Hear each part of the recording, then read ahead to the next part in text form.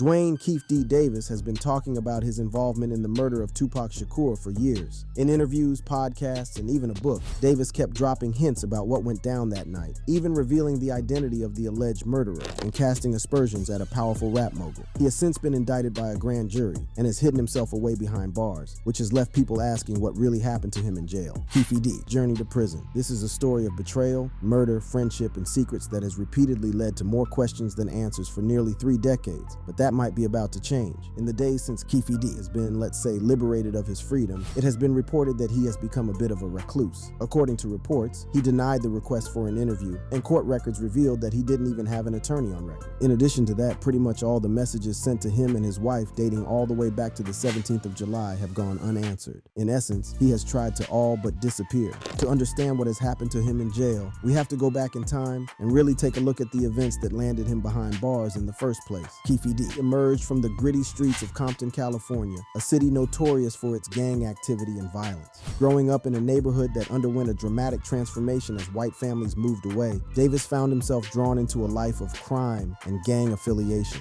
In the 1970s, Davis crossed paths with Marion Suge Knight, the influential CEO of Death Row Records, who would later play a significant role in the story of Tupac Shakur. It was during this time that Davis became entangled with the Southside Compton Crips, a notorious gang known for its involvement in drug trafficking and other criminal activities. As Davis delved deeper into the world of the Crips, he quickly rose through the ranks, eventually becoming a leader within the gang. His reputation as a hardened gangster grew, and he became a prominent figure within the Compton community as a shot caller who could make things happen for the gang. However, Davis's criminal activities eventually caught up with him, leading to his imprisonment for drug dealing between 1985 to 1989. Behind bars, he was not rehabilitated, which is the point of prison in the first place. Rather, he solidified his status as a feared and respected figure within the gang, further cementing his place in Compton's criminal underworld. In 1996, the hardened Crip shot caller played a massively important role in the murder of one of the greatest rappers of all time, Tupac Shakur. That murder would go unsolved for nearly 3 decades, and the fact that law enforcement has finally brought Keefe in has been nothing short of a miracle. While talking about it, Tupac's sister explained the gravity of the moment, saying, "It's important to me that the world, the country, the justice system, and our people acknowledge the gravity of the passing of this man, my brother, my mother's son,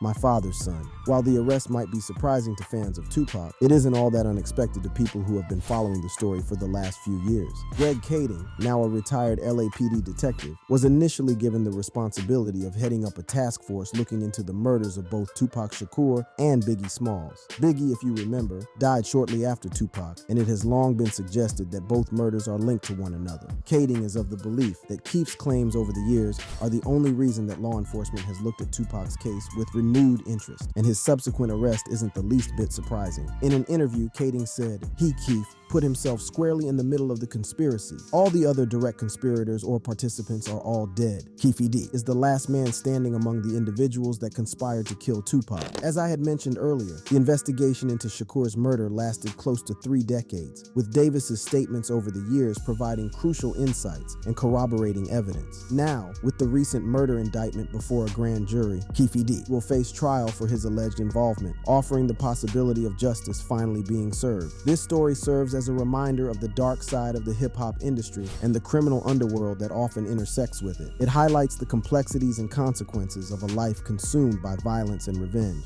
As we reflect on the lives of Keefe D. and Tupac Shakur, we are left with a sense of tragedy and loss. Tupac's legacy as an influential artist and cultural icon continues to resonate, while Keefe D's involvement in his murder serves as a chilling reminder of the consequences of a life steeped in crime. The shot caller has had a lot to say about this matter over the years, including a couple of bombshell revelations. While speaking with Greg Kading, he confessed that the weapon used in the shooting was a Glock .40 hidden in a secret compartment in the armrest of their car. He admitted that he had never shared this story with anyone before. According to his confession, Sean Diddy Combs, the renowned music mogul, allegedly ordered the hit on Tupac and Death Row Records CEO, Suge Knight. Keefe D. claimed that Diddy's motive stemmed from Knight's infamous diss to the Bad Boy executive at the 1995 Source Awards. The tension escalated when Tupac released the scathing diss track, Hit 'Em Up, targeting Diddy, and the notorious Big Keefe D alleged that the terms of the hit were discussed at Greenblatt's Deli, where he demanded a staggering $1 million to eliminate both Tupac and Knight. Now you might be wondering why Keefe D has suddenly become so comfortable with sharing all this information. Well, he gave everyone an insight into his mindset during an interview when he said, "I'm the only one alive who can really tell you the story about the Tupac killing. I have nothing else to lose. All I care about is the truth. This was from a 2018 documentary. It was also alleged that KEEFE decided to come clean in the first place because he was suffering from cancer. So when he said he had nothing to lose, he really meant it. But recent revelations suggest that KEEFE never actually came clean. They actually suggest that he has been lying through his teeth for years. Firstly, he stated that Tupac was the one who started the whole shootout off. In his book, he wrote, "Tupac made an erratic move and began to reach down beneath his seat. It was the first and only time in my life that I could relate to the police command. Keep your hands where I can see them." Instead, Pac pulled out a strap, and that's when the fireworks started. One of my guys from the back seat grabbed the Glock and started busting back. Secondly, the testimony given by a Southside Crip in front of a grand jury has revealed that Orlando Baby Lane Anderson was never the shooter. That spits in the face of literally everything that KEEFE had been saying all these years. The witness stated that based on the way they were all seated in the car that night, Baby Lane had no way of getting a clear shot off. It was then that he handed the weapon to someone else in the vehicle, DeAndre Big Dre Smith. When talking about just how big Big Dre was, the witness said, "Big Dre is 6'6", 370, 400, and you're not going to be able to lean over a big guy like shells would have been popping all in Big Dre's face. He can't bend down or anything." After this statement, the witness definitely stated that Big Dre was the shooter. So if KEEFE D knew this, then why would he lie about it? Well, firstly, Baby Lane died a while ago, so it isn't like he can come out and tell anyone the truth. Secondly, having the notoriety of being the uncle of the man who killed Tupac is something KEEFE would want. If you remember from his prison stint in the 80s, he used his time behind bars to gain a more dangerous reputation as a member of the Crips. There was a lot that happened the night of Tupac's death, and the events leading up to it are also laden with moments that serve to intensify the feud between the East Coast and West Coast. KEEFE D, police confession, and subsequent public statements have provided a glimpse into the messy underbelly of the music industry and the alleged involvement of powerful figures. But there are still unanswered questions, and the search for the complete truth continues. By giving these events a little more context, we might actually be able to answer some of these questions. The events of that night are known only to KEEFE D, who we have already seen is not the most reliable guy, and Suge Knight, who hasn't said anything about it yet and probably never will. When KEEFE first started talking, he probably never thought that he would end up behind bars, or the scale of interest the entire case would gain once more, despite the murder having taken place nearly 3 decades ago. Tupac's death. In 1995, Tupac found himself entangled in a legal battle and facing a prison sentence for assault charges. It was during this tumultuous period that he made the decision to sign with Death Row Records, a label known for its controversial reputation and affiliation with the West Coast gangsta rap scene. One of the main reasons behind Tupac's decision to sign with Death Row Records was the opportunity to work with its co-founder, Marion Suge Knight. Suge Knight, a powerful figure in the music industry, offered Tupac not only financial support, but also protection and a platform to continue his music career while facing legal troubles. The allure of joining forces with Suge Knight, who had a reputation for being both feared and respected, was undoubtedly a factor in Tupac's decision. Tupac's signing with Death Row Records was met with both excitement and skepticism. Many saw it as a strategic move to align himself with a label that had a strong presence in the rap industry, while others questioned the ethics and intentions behind the association. Regardless of the opinions, Tupac's decision marked a turning point in his career and had a profound impact on the trajectory of his life. Under the Death Row Records banner, Tupac released his 4th studio album, All Eyes on Me, in 1996. The album was a commercial and critical success, debuting at #1 on the Billboard 200 and earning multi-platinum certification. It featured hit singles such as California Love and How Do You Want It, solidifying Tupac's status as one of the biggest names in hip-hop. However, Tupac's time with Death Row Records was not without controversy. The label's association with gang culture and its reputation for violence and criminal activity raised eyebrows and fueled speculation about Tupac's involvement in the East Coast-West Coast hip-hop rivalry. The rivalry, which pitted Death Row Records against Bad Boy Records, led by Sean Diddy Combs, escalated to dangerous levels and ultimately resulted in the tragic deaths of Tupac and his East Coast counterpart, the notorious Big. It is tragically befitting that this story began and ended with Tupac and Biggie. You want to set it off? The two sat at a table in an unknown location, surrounded by water, weed, and alcohol. Little did they know that this moment would mark the beginning of a friendship that would forever change the landscape of hip-hop. They were the notorious Big and Tupac Shakur. It was the year 1993 when their paths first crossed on the set of the movie Poetic Justice in Los Angeles. Biggie, a rising star in the rap game, was about to experience a life-changing encounter with the already established Tupac. As the cameras rolled, Tupac played his hit song Party and Amp,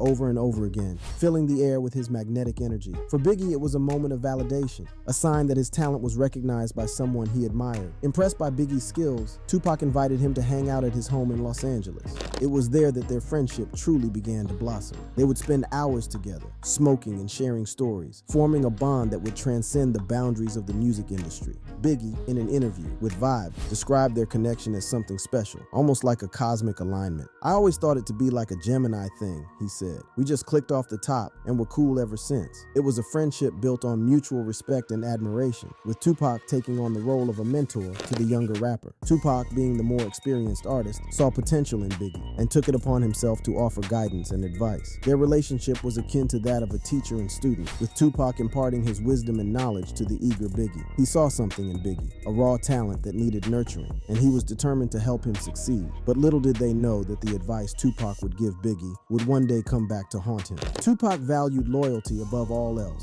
and after the tragic shooting at Quad Studios in 1994, he would become consumed by a sense of betrayal. It was during this time that their friendship would be put to the ultimate test. The hate between Tupac and Biggie stemmed from the belief that Biggie had prior knowledge of the setup that led to Tupac's shooting. Both artists were closely associated with Jimmy Henchman, a notorious figure in the music industry. The fact that Lil Sean, a friend of Biggie, had invited Tupac to the studio session only added fuel to the fire. While it has never been confirmed if Biggie was aware of the plot, Treach, a close friend of Tupac and member of Naughty by Nature, claims that Tupac firmly believed in Biggie's involvement. In Tupac's song Against All Odds, he made it clear that he knew who was responsible for his shooting and expressed his desire to find out who he could trust. As the months went by, more evidence seemed to support Tupac's claims. On February 20th, 1995, Biggie released the controversial track Who Shot You, which was widely perceived as a direct diss towards Tupac. However, in a September 1996 Vibe cover story, Biggie clarified that the song was not intended to provoke Tupac and was actually recorded long before the tragic night in November 1994. But Tupac's paranoia and deep-seated suspicions had already taken hold. The early friendship between Tupac Shakur and Biggie Smalls was a testament to the power of connection and shared passion.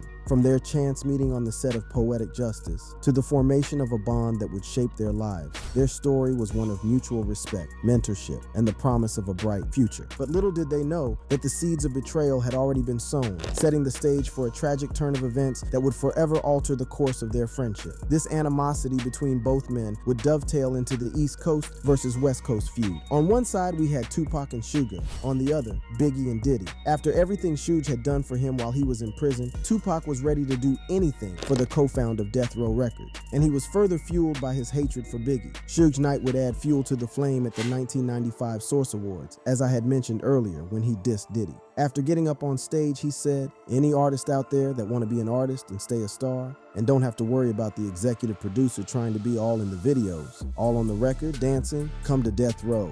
Now that KEEFE D had the green light to take out Tupac and Suge, everything was in place as the Death Row members headed to Vegas for a Mike Tyson fight. Once it was over, one of Tupac's guys spotted Baby Lane in the hotel lobby, which led to a beatdown. A physical altercation ensued with punches and kicks exchanged before the fight was eventually broken up. After the scuffle, Tupac and his entourage left the MGM Grand. Tupac and Suge Knight embarked on their journey to the club in a black BMW, with their entourage following closely behind. However, their plans took an unexpected turn when they were pulled over by police for a minor traffic violation. After a brief interaction, they were let off with a warning. As they continued their drive near the Las Vegas Strip, a car full of women pulled up alongside Tupac's vehicle. Engaging in a friendly conversation, Tupac stuck his head out of the sunroof, exchanging words with the women. The car carrying the women drove ahead, while Tupac and Suge Knight came to a halt at a red light. It was at this moment that a white Cadillac made a sudden U-turn and pulled up beside Tupac's car. Without warning, a hail of bullets erupted from the Cadillac, striking Tupac multiple times. He was hit with 4 bullets, 2 of which pierced his chest. Suge Knight, though grazed by a bullet fragment, escaped with minor injuries. The Death Row rapper was rushed to the University Medical Center in Vegas. As the early hours of the morning unfolded,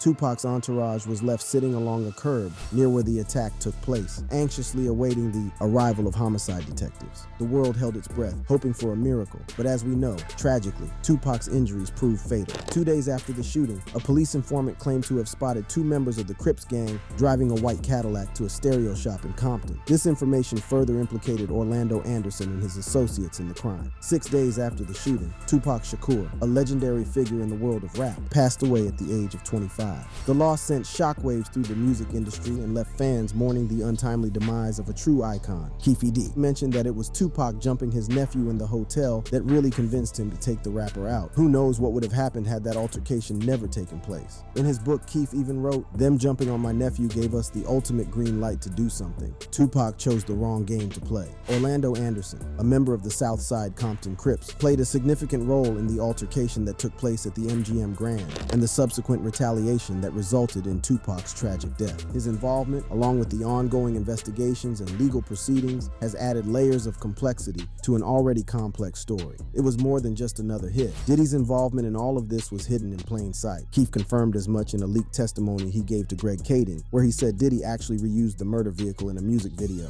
He said, "Can I Get With It?" That was his first song ever, Usher's first song ever. He was in a Lakers uniform, and Combs had the little kid dancing on the car. When I got it back, it was f***ed up, and he paid to get it repainted. He sent me $2,500 for that. While Diddy's involvement is still under question, KEEFE's reputation has taken a far bigger hit than he could have ever imagined. KEEFE, public enemy number one. Tupac Shakur's death had a profound impact on the world of music and entertainment. Jada Pinkett Smith, a talented actress known for her roles in films like The Matrix Reloaded and Girls Trip, had a deep and personal connection with Tupac Shakur. Their bond was more than just a friendship. It was a profound understanding of each other's struggles and dreams. When news of Tupac's tragic death reached Jada, it shattered her world. On an episode of her talk show, Red Table Talk, Jada opened up about the immense loss she felt. She revealed, "I've had a lot of loss. So many of my close friends gone. They didn't make it to 30. They didn't make it past 25. A lot of people talk about my relationship with Pac and figure that out. That was a huge loss in my life." Jada's emotions ran deep as she expressed her anger and sadness over Tupac's absence. She admitted, "Because he was one of those people I expected to be here. My upset is more anger because I feel like he left me, and I know that's not true, and it's a very selfish way to think about it. I really did believe he'd be here for the long run,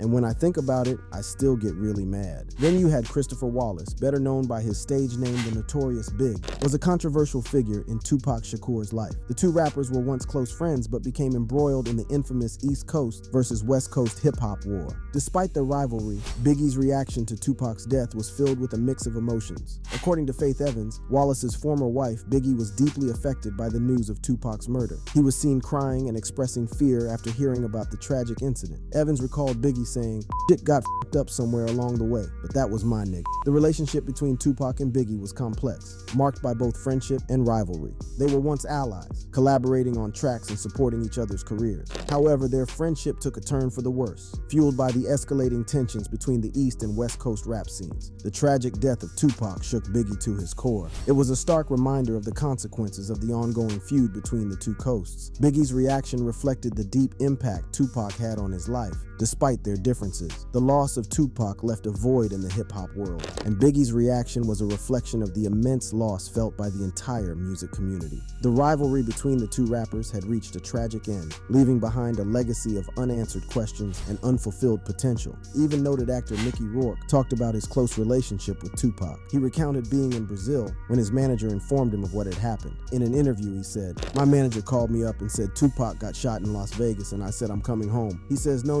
he's gonna be okay. Next day I got a call and they said he died." This outpouring of love perfectly showcased Tupac's legacy as both an artist and person. Considering how quickly he would become a lightning rod for controversy, it's striking how defiantly uncommercial much of Tupac's debut album, Tupacalypse Now, sounded to modern ears. Released in 1991, the album was impassioned, righteously political, and sometimes didactic. It was informed by the types of rhetoric Tupac might have absorbed from tales of his famous godparents, Geronimo Pratt and Assata Shakur, as well as his own experiences growing up amidst the crushing danger and deprivation of the 1980s crack epidemic. Tupacalypse Now showcased Tupac's unique style and lyrical prowess. He rapped with the cadences of a minister, equally comfortable with gospel-style homilies or Old Testament brimstone, both righteous and otherwise. As a lyricist, he was at home in a variety of registers, from the most plain-spoken narratives and straightforward rhyme schemes to dizzying explosions of alliteration and splatter paint abstraction. His voice, with its distinctive timbre, inspired countless copycats, but few could replicate the full-body commitment and hunger that powered his delivery. The album garnered critical acclaim and established Tupac as a force to be reckoned with in the hip-hop world. It was a bold and unapologetic statement that showcased his ability to tackle social issues head-on, from police brutality to systemic racism. Tupac's lyrics were a reflection of his own experiences and the struggles faced by his community, making him a voice for the voiceless. As Tupac's popularity grew, so did his influence. He became a symbol of resistance and resilience, using his platform to shed light on the issues that plagued his community. But with fame came controversy, and Tupac found himself at the center of a cultural war. Vice President Dan Quayle famously criticized him for his lyrics, labeling him a gangster rapper and using him as a scapegoat in the political arena. Undeterred by the criticism, Tupac continued to push boundaries and challenge the status quo. He released his second album, Strictly For My Niggas, in 1993, which showcased a more refined and mature sound. The album incorporated elements of Digital Underground's party funk while narrowing the gap between Tupac's Oakland-flavored style and the emerging power center of hip-hop in Los Angeles. Tupac's music was not only a reflection of his own experiences, but also a call to action for his listeners. He urged them to rise above the struggles and injustices they faced, to fight for a better future. His lyrics resonated with a generation that felt marginalized and unheard, and his authenticity struck a chord with audiences worldwide. In addition to his music, Tupac's charisma and natural talent as an actor propelled him into the world of film. He starred in movies like Juice and Poetic Justice, showcasing his effortless charm and captivating presence on the big screen. His performances were praised by critics and further solidified his status as a multi-talented artist. Despite his untimely death at the age of 25, Tupac's impact continues to resonate. His music remains timeless, his words still relevant, and his legacy as a cultural icon endures. Tupac Shakur's story is one of complexity, contradiction, and unwavering authenticity. He defied categorization and left an indelible mark on the world of hip-hop. For a second, just imagine what Tupac could have been if KEEFE hadn't been involved in taking him out. When we think about just why he has chosen to keep such a low profile, the pieces really begin to come together. Firstly, you have the undying love celebrities and fans have for Tupac. Second is the fact that KEEFE outed Diddy as the benefactor, and he will have to face the consequences of doing that one way or another. At the moment, people have been left asking if the rap mogul will be brought in on charges as well,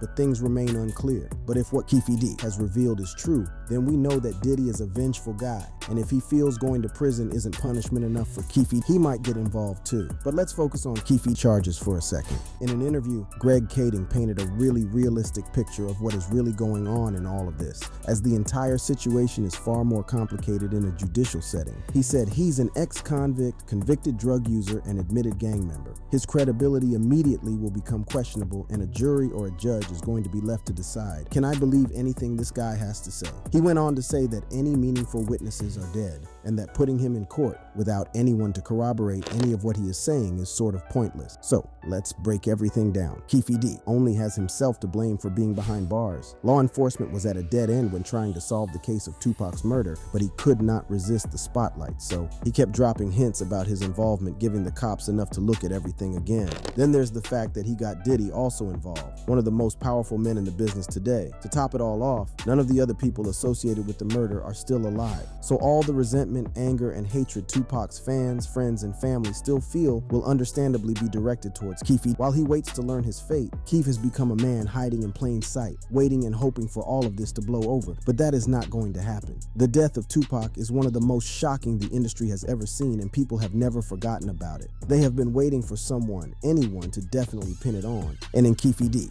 they have found that man. So when we ask the question, what happened to KEEFE in jail? The answer is simple. He finally realized and understood the consequences of not keeping his mouth shut. And that's our video. If you liked what you saw, check one of these out too. I'll catch you in the next one. Peace.